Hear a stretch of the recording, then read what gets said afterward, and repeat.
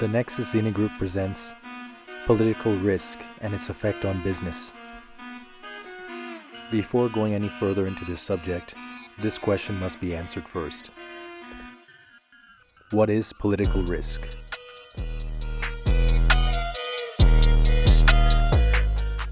Political risk is a type of risk where political decisions, events, or conditions affect the profitability of a business and/or the value of a certain economic action. This risk is commonly faced by investors, corporations, and governments.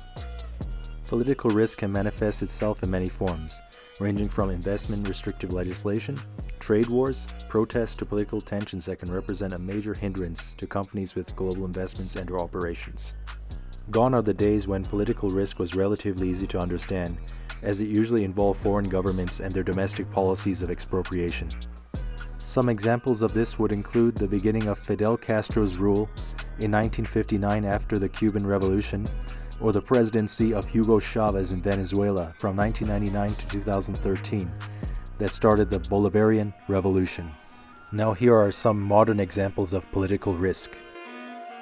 United Airlines. On April 9, 2017, United Airlines oversold a flight aboard its United Express Flight 3411 from Chicago, Illinois to Louisville, Kentucky. In an effort to accommodate 4 staff members who had to cover an unstaffed flight in another location, the airline decided to remove 4 passengers. One of the passengers was David Dow, a Vietnamese American who refused to deplane and therefore was forcibly removed from the flight. Here is footage of the incident that occurred on that flight. Adding to the controversy, United Airlines CEO Oscar Munoz described Dow as disruptive and belligerent in an email to employees, even though this contradicted passenger descriptions of the incident. By April 12, 2017, United Airlines stock had lost $255 million off its market capitalization. In addition, the incident drew outrage on mainland Chinese and Vietnamese social media, as his removal was thought to be motivated by racial profiling. This incident became the #1 trending topic on the Chinese microblogging site Weibo, attracting the attention of more than 480 million users and having ramifications on the United Airlines brand, in a market that has the second largest demand for civil aviation services in the world.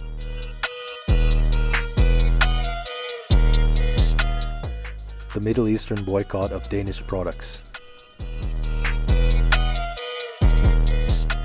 On September 2005, a Danish newspaper published 12 editorial cartoons, most of which depicted the Prophet Muhammad, a principal figure in the religion of Islam.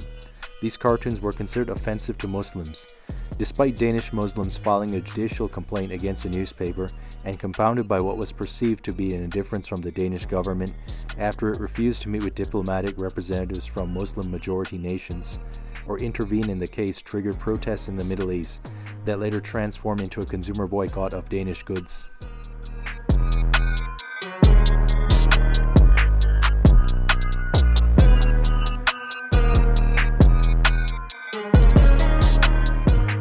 The boycott of Danish goods had reduced Denmark's total exports by 15.5% between February to June of 2006, and this was attributed to an approximated 50% decline in exports to the Middle East.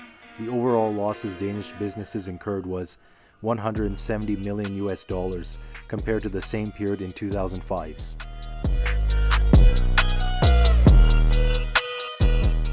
The 2012 Diaoyu/Senkaku Islands dispute. The 2012 Diaoyu/Senkaku Islands dispute was a territorial dispute between China and Japan over a group of uninhabited islands that happened to possess close proximity to key shipping lanes and were rich in fishing grounds. In addition, there was speculation that oil reserves were in close proximity to the area. The escalation of this dispute between China and Japan triggered demonstrations in both countries. However, the negative economic effects of this dispute were mostly incurred by Japanese enterprises due to its scale of investment in China. As a reaction to the protests, many Japanese businesses and factories in China were shuttered. The Japanese automobile manufacturing industry in particular suffered a loss of $250 million between 15th to the 21st of September 2012 as the production of about 14,000 cars were suspended due to the events. Leipzig University Internship Controversy. In March 2015, media reports from India appeared showing email messages sent by a German professor who was the head of a department at Leipzig University to an anonymous Indian male internship applicant. According to the released email text, the professor chose not to accept any Indian male students for internships, citing India's quote-unquote rape problem as the reason for not accepting such applicants. The authenticity of the email was confirmed by both the professor and the university. The story went viral on Twitter and was covered by several Western news outlets. This caused Germany's ambassador to India to write an English-language letter made available to the public, condemning the professor for her views, which he stated were particularly unsuitable for a professor and teacher. It was concluded that such action was taken to prevent a boycott of German goods and protect its investments in India. Highlighting the importance of the Indian market to the export-oriented economy of Germany were the following statistics. India was one of the world's fastest growing economies, averaging growth of 7% per year. It was the fourth largest automobile market in the world as of 2018, overtaking Germany, projected to be the third largest consumer market by 2030, growing from $1.5 trillion in 2018 to $6 trillion by 2030. 2014 Vietnam anti-China protests. In 2014, a series of protests followed by domestic unrest and riots across Vietnam were triggered following China's deployment of an oil rig in a disputed region of the South China Sea. Industrial parks and factories with Chinese characters on their signboards were hit during the first wave of the attack. Second and third wave of the riots extended damage to non-China-owned factories. Overall, factories were burnt down overnight with its equipment damaged and stocks looted by rioters. The affected companies had to suspend production temporarily. This caused supply chain problems for major retailers and brands such as H&M and Zara, as the suspension led to empty shelves and delayed release dates for new merchandise. This unrest partially damaged Vietnam's image as a safe destination for solely needed foreign direct investment. In addition to this, the protests showed Vietnam's economic fragility at the time, as a significant portion of its economic growth depended on FDI, as indicated by the following statistics. Industrial output from foreign-owned entities made up 46% of the country's overall industrial output in 2012. Vietnam is heavily dependent on China for raw materials. At the time, 25% of its imports were from China.